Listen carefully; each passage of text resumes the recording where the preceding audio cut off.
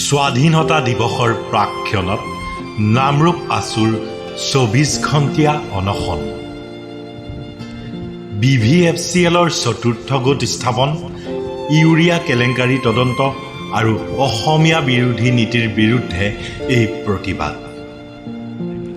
সদৌ ডিব্ৰুগড় জিলা ছাত্ৰ সন্থাৰ আহ্বানত নামৰূপ আঞ্চলিক ছাত্ৰ সন্থাৰ উদ্যোগত নামৰূপ সাৰ কাৰখানাৰ চতুৰ্থ গোট অতি শীঘ্ৰে স্থাপন, ৰাসায়নিক সাৰৰ কেলেংকাৰী উচ্চ পৰ্যায়ৰ তদন্তৰ দাবীত আৰু BVFCLৰ অসমীয়া বিৰোধী নীতিৰ প্ৰতিবাদত নামৰূপ BVFCL উচ্চতৰ মাধ্যমিক বিদ্যালয়ৰ কাষত গান্ধী মৈদামৰ সন্মুখত আজি পুৱা ৯ বজাৰে পৰা ২৪ ঘণ্টীয়া অনশন কাৰ্যসূচী চলি আছে।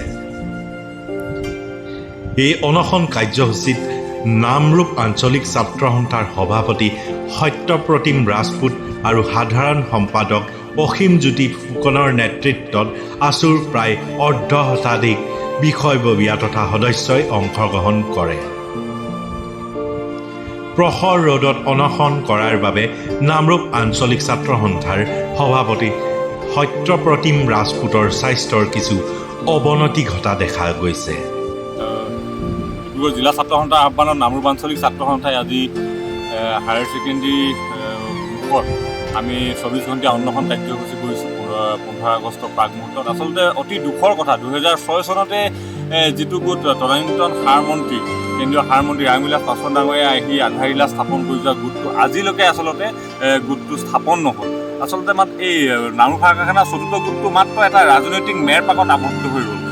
যেতিয়াই ইলেকশ্যন আহে তেতিয়াই বিধায়কসকল আহে, সাংসদসকল আহে, মন্ত্ৰী আহে, মুখ্যমন্ত্ৰী ডাঙৰীয়া আহি গৈছে যে নামৰূপ সাৰ কাৰখানাৰ চতুৰ্থ গোট হ'ব। কেন্দ্ৰীয় সাৰ মন্ত্ৰী বহুকেইজন আহি গ'ল, সদানন্দ গৌড়া ডাঙৰীয়া আছিল, তেখেতেও কৈছিল যে নামৰূপ সাৰ কাৰখানাৰ চতুৰ্থ গোট অতি শীঘ্ৰেই স্থাপন হ'ব। কিন্তু আমি তাৰ সম্পূৰ্ণ এটা বিপৰীত দিশত আচলতে উত্তৰ পূৰ্বাঞ্চলৰ একমাত্ৰ সাৰ উদ্যোগটো জীয়াই ৰখাৰ ক্ষেত্ৰত আচলতে যিখিনি সদিচ্ছা আচলতে চৰকাৰৰ থাকিব লাগিছিল, এই সদিচ্ছা আমি অকণো দেখা নাপালোঁ। গতিকে নামৰূপ আঞ্চলিক ছাত্ৰ সন্থা আৰু সদৌ অসম ছাত্ৰ সন্থা স্পষ্ট কথা, যেতিয়ালৈকে এই নামৰূপ সাৰ কাৰখানাৰ চতুৰ্থ গোট স্থাপন নহ'ব তেতিয়ালৈকে কিন্তু আমাৰ সংগ্ৰাম অবিৰতভাৱে চলি যাব।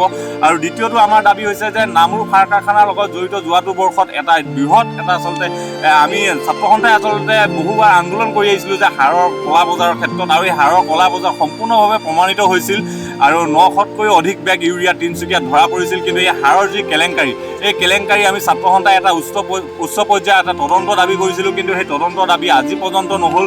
গতিকে আমি এইখন চৰকাৰৰ এটা ধিক্কাৰ প্ৰদান কৰিছোঁ আচলতে, আৰু কেন্দ্ৰীয় চৰকাৰকো আমি ধিক্কাৰ প্ৰদান কৰিছোঁ। এটা কেন্দ্ৰীয় চৰকাৰৰ অন্তৰ্গত এটা উদ্যোগত আচলতে ইমান ডাঙৰ এটা বৃহৎ কেলেংকাৰী হোৱাৰ পাছতো আচলতে কোনো ধৰণৰ আচলতে তদন্ত নহ'ল।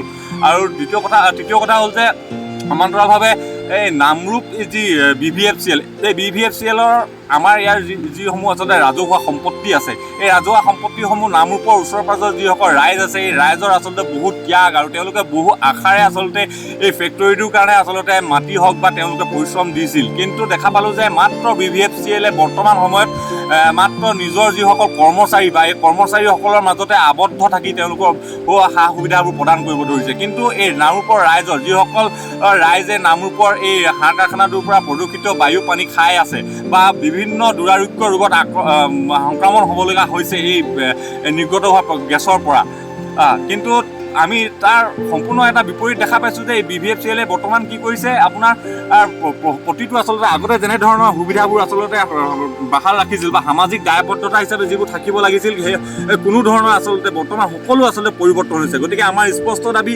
পূৰ্বৰ স্থিতি যেনেদৰে আছিল এতিয়াও সেই স্থিতি বাহাল থাকিব লাগিব সামাজিক দায়বদ্ধতাৰ ক্ষেত্ৰত।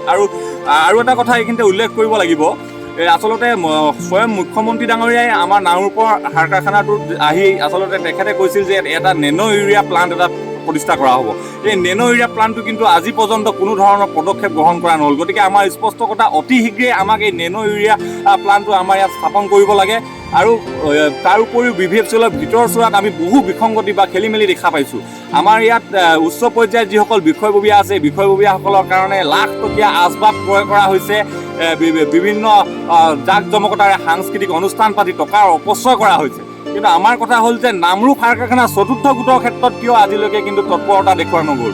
গতিকে আমাৰ স্পষ্ট কথা, আমাৰ এই নামৰূপ সাৰ কাৰখানা চতুৰ্থ গোট যেতিয়ালৈকে স্থাপন নহ'ব তেতিয়ালৈকে ছাত্ৰ সন্থাৰ আন্দোলন চলি যাব আৰু এই ইউৰিয়া কেলেংকাৰী, এই যি সাৰৰ কেলেংকাৰী উচ্চ পৰ্যায়ৰ তদন্ত হ'ব লাগিব। গতিকে আমি আজি এই অন্বেষণ স্থলীৰ পৰা এই চৰকাৰক আমি এইখিনিকে সকীয়াই দিছোঁ।